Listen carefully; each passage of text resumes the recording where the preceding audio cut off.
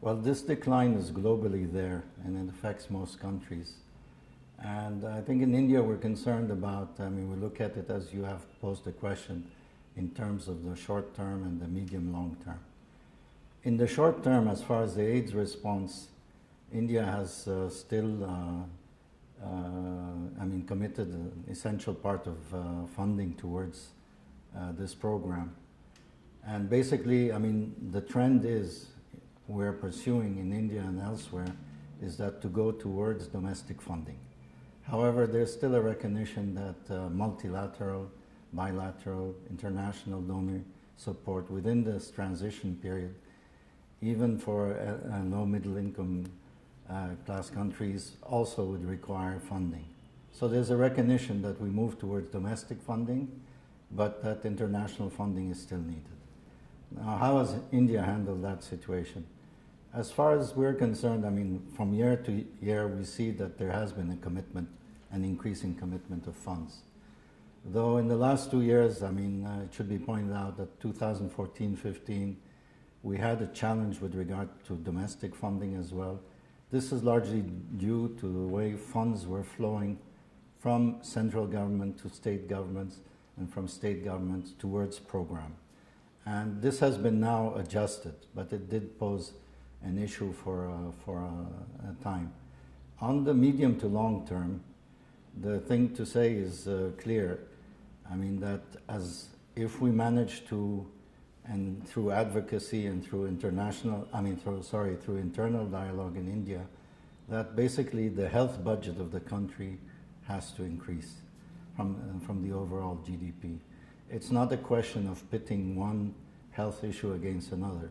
There should be enough funding to cover all the health priorities, whether they're tuberculosis, HIV, bloodborne diseases, and so on. That is our objective as well, and that's a priority we have to focus on. And to do that, there must be a diversification of funding. There is currently, for example, AIDS is a centrally run scheme, so it's centrally funded.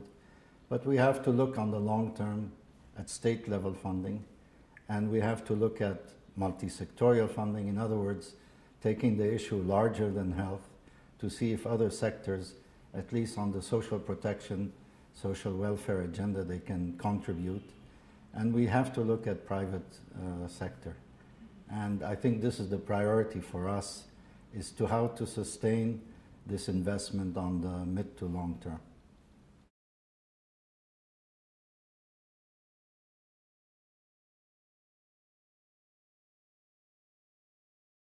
The general trend has been a decline in infection. That noted for more than a decade, basically. But it's also correct to point out that that decline is not as sharp as it was before, in the sense that there's a reduced decline in the last 5 years.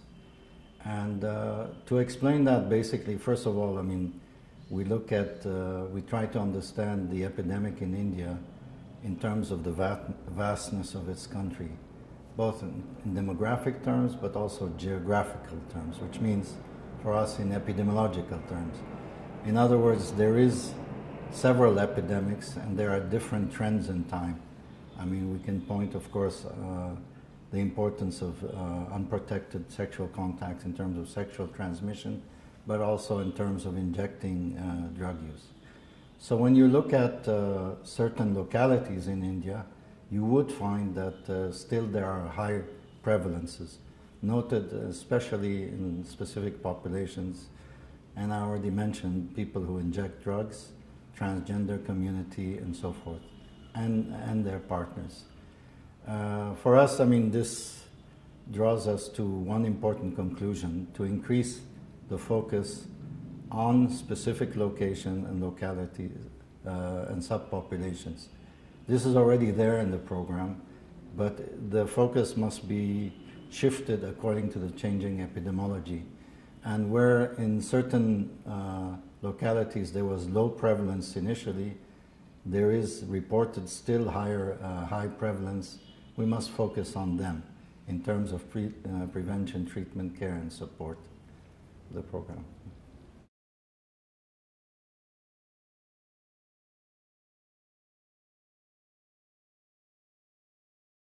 Generally, the focus of the prevention program and the program in general in India has, you can look at it at three levels.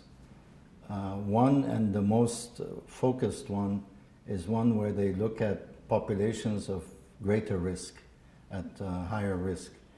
And, I already mentioned, like in the context of sex work, or men who have sex with men, or transgender populations, and people who inject drugs. Another focus is on vulnerabilities. And vulnerabilities can be defined according to contextual or social factors. And definitely there is a need for further consideration of age and gender in terms of vulnerabilities. Current focus, for example, is on minors, mobile populations, and so forth, including their partners. And these are good focuses, but in a sense we must also tighten the focus on younger people and on women in terms of the HIV program in India. The last population they focus on is general population, and that is largely in terms of information sharing or access or possibility of access to HIV testing services. So how can we bring about this focus in terms of young people and women? Well, one is, I think we have to recognize we are with the times in terms of sustainable development goals. And we must place the issue of, there is not much really appetite for focusing on specific health-related programs per se. It must have a wider focus. And we agree with this, basically, that we must look at HIV in terms of young people and women within broader focuses: reproductive health, maternal child health, education and gender, women and child programs, and it will have to regroup into health and other sectors. And unless we find those entry points for real integration of HIV, we will have little impact on this population, because it's not easy to reach this population in that sense. So that is an important thing to say. And in terms of strategies, I would focus on three strategies.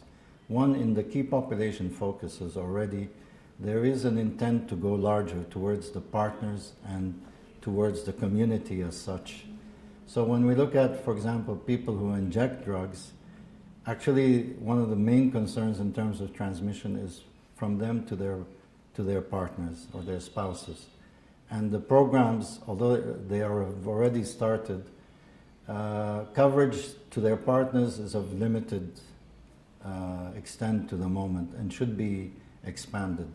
Another aspect that has been discussed, and hopefully there will be decision, is how to provide services like HIV testing or prevention services for people under the age of 18. Because there's an issue of legal consent and so forth when we talk about HIV testing, or issues like protective measures such as also condoms and so forth, the needle syringe exchange program for drug users. So that's one important focus. The second is what I said, is that unless we are able to put HIV in the broader gamut of services in health and social issues that need to be dealt with regard to women and children and with regard to young people, including the educational sector, we will have limited coverage, and so the importance of your question. The third is, I think, still largely an unexplored area, because what we speak about India and its age and the capacities and the innovation is really using in new ways social media technologies, basically mobile technologies, to have a whole new approach in terms of information sharing with regard to, and referral to services and linkages to services, and focus messages, which are also derived by the young people themselves. And that is possible. It's just putting the innovation and capacities of young people in India with the programs together to define how to do so.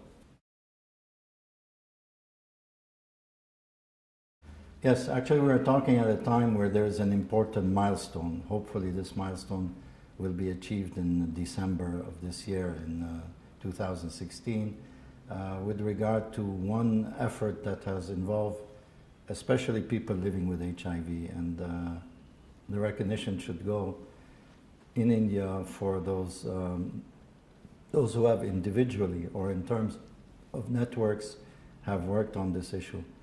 Social activists, basically lawyers, civil society, have with parliamentarians and government been discussing something you would have surely heard of the HIV bill, which is now in the winter session is being tabled basically in the upper house, and then hopefully, depending on how things are addressed, will be taken also to the lower house in the future. But this means that this bill would come into law eventually, and this has been over 10 years in the making. But I'm mentioning it because it addresses nearly all aspects of discrimination that people living with HIV face, on a legal level, on work level, on educational level, residential, and so forth. So I think the first is that we would hope this bill, even though it may not address all issues, passes into law. And the objective that globally has been set is to try, because this is one of the global commitments and national commitments, is that we eliminate discrimination by 2020. Now, this has, first of all, we have to recognize the efforts of the communities themselves, people living with HIV, because in terms of attitude change and legal issues and activism, they have been the ones who have pushing this since the 1990s, I would say, when AIDS was, when the programs began. With around AIDS in a sort of in a more focused way, and there has been a government focus on this issue. So they have done much of the work in terms of changing attitudes. They also, in the bill and in their efforts, when there are cases, and there still are cases of discrimination, I'm not saying that this has been completely addressed, and attitudes of healthcare workers and others may still pose a problem. But at least they through their activism, and when there are legal mechanisms, they can, there are redressal mechanisms in place they can call on. And they have often raised this issue. And when you see in the media in India these issues coming up, it's largely through this network of activist community groups that have raised this issue. So I think we can move where India can set an example because of its history and the social movements in terms of changing attitudes and sort of overcoming discrimination and stigma. On the long term, we see this, there's other forms of stigma and discriminations in society. And as long as we move this whole agenda forward, HIV testing becomes widely available, legal aspects are there, like I mentioned in the bill, to protect them, then I think there we can move to hopefully a situation where we can eliminate discrimination and stigma, noting that it's not something easy to eliminate.